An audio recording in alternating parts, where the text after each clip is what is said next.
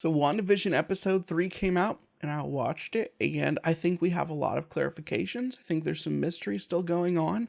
Overall, I thought this was fun. Let's start at the beginning. First of all, I thought that the theme song compilation was great. I think they did a really good job of capturing, like, still being able to capture that 70s feel, because yeah, it seems like this is the 70s episode. And the way that they nailed the color saturation and the, like, weird feathered edges of a lot of the shot. As someone who watched a lot of shows based on the era that they're aiming at, like Brady Bunch era, I think they did a really good job with that aspect, as they've done pretty well so far. I still think in general, everything looks a lot sharper than it did back then, but you know, what are you gonna do? It looks like the house has evolved as well to try to fit a different, set type for this new era. And on top of the set design, I also love the clothing and the style.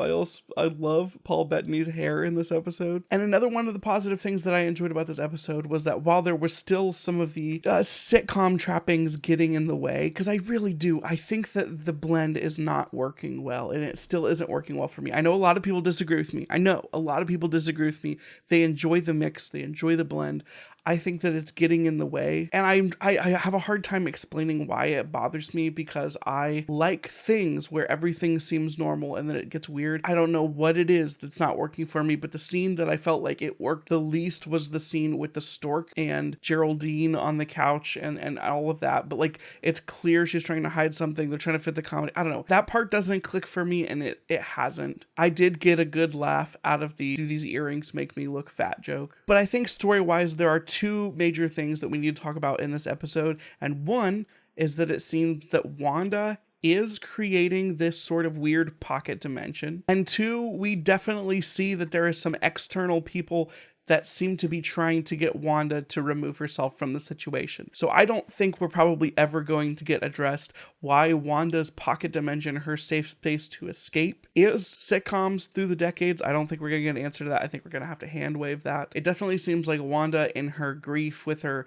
instability, she's created this pocket dimension to try to escape from some of the sadnesses of her real life. We see Geraldine remind her of that when in the scene with the babies, and then Geraldine gets ejected from the reality. It appears in the scene that Geraldine gets ejected from this reality that there's some kind of containment field, which might indicate that the people that are stuck inside, and I don't know if other people are able to get in by walking in. I don't know how that works, but it does seem like there is some sort of established containment field, which could also be a reference to one of the lines that the doctor says at the end of the movie, where he says it's a small town, it's hard to get out. We also have some interesting conversations between Agnes and Herb. They clearly know that something weird is going on, and they're clearly trying to keep something a secret from Vision. Herb almost talks, but then Agnes tells him not to. So we find out that Geraldine is working for SWORD, which, based on what I've been able to tell about the Marvel Cinematic Universe, is an organization specifically dealt to deal with human weapons, of which Wanda would be one. The question then is, what is Agnes's role? What is Herb's role? Like, the regular town people, what is their role in the show? Are they people that were just inside this bubble? Are they all completely figments of Wanda's imagination? We saw with the beekeeper in the other episode that there are SWORD agents. It seems that Wanda is aware of what that logo stands for, that stands for SWORD. She's trying to keep them out. When Vision starts to figure things out, she glitches reality, it seems like, which I thought that effect was handled awesomely in this episode. It seems like that she is also trying to keep that facade going. So this does seem to be entirely self-contained.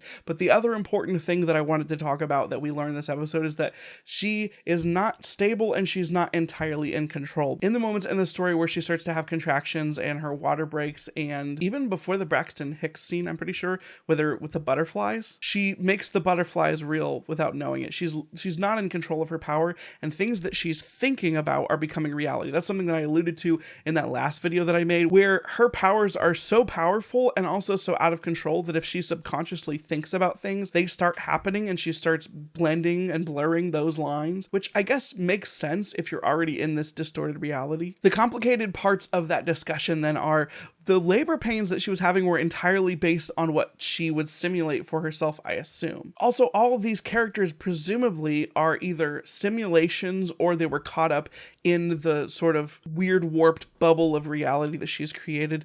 That leaves the question, what is Vision? And the answer is, I think Vision is just still dead from the events of Avengers Endgame / Infinity War. I'm pretty sure he's just dead, and this is entirely a figment of her imagination, which is weird because this figment of her imagination is now like developing ideas about what may be going on and sort of fighting against her, which then begs the question, are those babies real? And I think the answer is no, those are also conjurations of what she's done. She's created that reality, so I don't think they're actually real. For them to be actually real, or biologically created instead of created through her magic, I think would involve Vision having certain biological functions that I'm not positive that he may have. I don't know what Tony and Bruce were up to in the whole, Avengers 2 creating Ultron scenes, but we know that Vision is trying to figure things out. He recognizes that things are suspicious. He started to put things together, but that was kind of glitched back by Wanda, I assume. We know that there are sword agents that are trying to get her out, or at least remind her that maybe some of this stuff is fake or all of it is fake. We know that the neighbors are aware that things are weird. To what extent and to what purpose, we don't know yet, I don't think. But presumably, based on this timeline, the next episode is going to be based in the 90s. They will have children. I'm not sure if the children will go at a normal rate or if they will also be accelerated. Vision is likely to continue learning things, but maybe have it glitched back, or maybe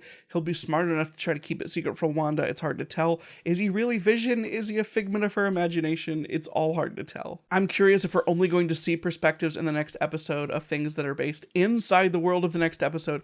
I have not watched things for trailers for episode 4 or information for episode 4. Though I will say that in some of my digging about this show, I've heard people talk completely confidently about the identity of Geraldine as another character that we've seen in the Marvel Cinematic Universe before. I assume that they got that from some external source for episode 4 or some previous trailer that said a different name for this character, but I think that's really awesome and interesting if that information is true. I'm going to hold up my hand while I say this spoiler, and you can skip ahead. If my hand is down, I'm done. Spoilers are going to be starting now, but people are saying that it's Monica Rambeau, which is the daughter of the best friend character in Captain Marvel, like that little kid who helped design, Captain Marvel's clothes. It seems that she's grown up and a sword agent, if all the things that I'm hearing are true, though I don't know why they're getting to this conclusion unless it's from some external preview source, which let's not get me started on those again. But yeah, I had fun with this episode.